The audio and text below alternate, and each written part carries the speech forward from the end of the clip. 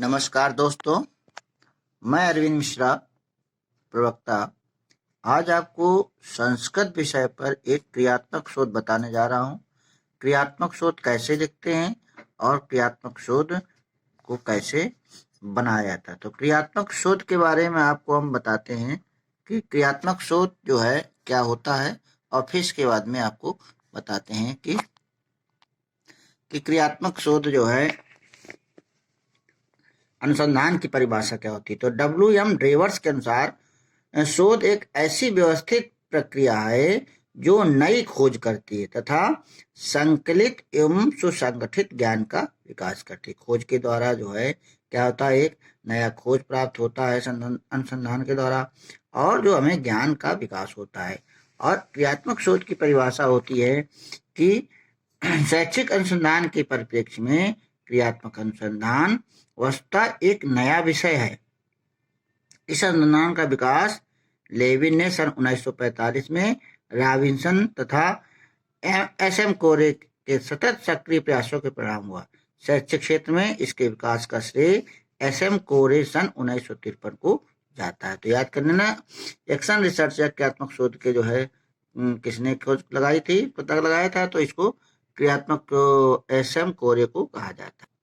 अब आपको हम बताते हैं कि अनुसंधान कैसे लिखा जाता है। तो सबसे पहले ऊपर टॉपिक्स डालेंगे किस विषय पर है, और यहाँ पर अनुसंधानकर्ता का नाम डालेंगे। अनुसंधानकर्ता कौन है, अपना नाम डालेंगे। फिर स्कूल का नाम, जहाँ पर अनुसंधान आप कर रहे हो, स्कूल हो, महाविद्यालय हो, जहाँ पर जिस जगह कर रहे हो। तो यहाँ पर जैसे प्राथमिक विद्यालय कुरिया लिखा गया है। यहाँ पर जो निर्देशक आपके शिक्षक हैं, जैसे कोई भी आपके स्कूल के शिक्षक हो, महाविद्यालय के शिक्षक हो, उनका नाम लिखना है। और समय आपको लिखना है, समय आप कितने दिन करते हैं, 5 दिन, 15 दिन, 20 दिन, 1 महीने। अब शीर्षक क्या रहता है, जैसे यहाँ पर शीर्षक की समस्या ली गई है कि संस्कृत विषय में अनुवाद संबंधी समस्या।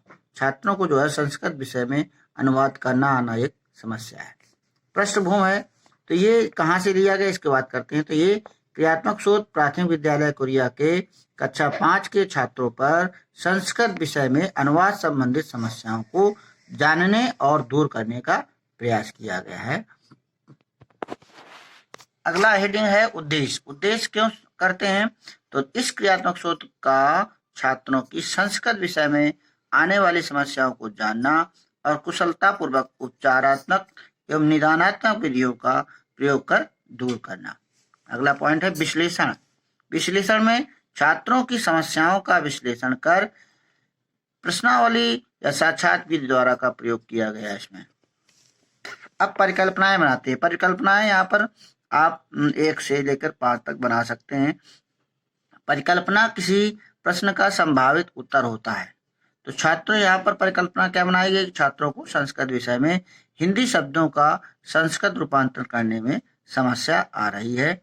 तो क्यों समस्या आ रही है, यहाँ पर हो सकता है कि छात्रों को परिकल्पना आएगी, मान लो कि जैसे छात्रों को संस्कृत में कठिनाई है, छात्र संस्कृत शब्द समझ नहीं पाते हैं, छात्रों को जो है संस्कृत आती ही नहीं है। तो इस प्रकार ये परिकल्पनाएं बनाएंगे।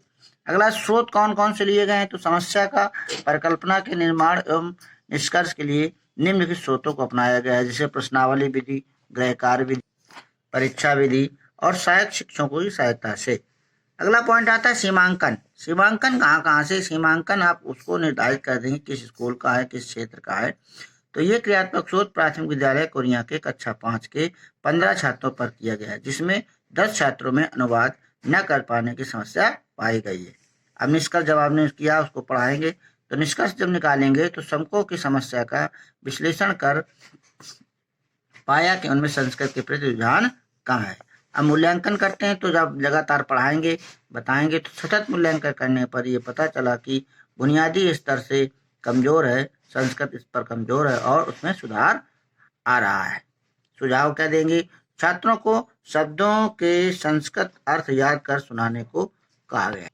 छात्रों को सरल वाक्य अनुवाद करने को दिया जाएगा। गृह कार्य में संस्कृत पाठ लिख कर लाने को दिया जाएगा। अब आप बजट बनाएंगे, पुस्तकें जैसे कितने रुपए पुस्तकें ली, कितने शिक्षण सामग्री लिया और प्रश्न पत्र जो बनाया, ये सब उसके बजट में आ जाएगा। आप जो संदर्भ ग्रंथ सूची आप कहाँ से लेंगे, जैसे पुस्तक आपने कहाँ से पढ़ा, जैसे राधा प्रकाशन पढ़ा, एक्शन रिसर्च की कोई बुक पढ़ी, अनुसंधान एवं क्रियात्मक अनुसंधान की बुक पढ़ी तो इस पर आप ग्रंथ सूची लिखिए। और परसिस्ट मैंने कोई आपने जो आपने इसमें इंडेक्स लगाया हो, चिपकाया हो, तो action research, story of teacher, my study, action research, इस प्रकार से ये आपको जो है एक्शन रिसर्च आपको लिखना होता है। ठीक है, तो इसको जो है आप बिल्कुल याद कर लीजिए, बना लीजिए। थैंक यू, धन्यवाद।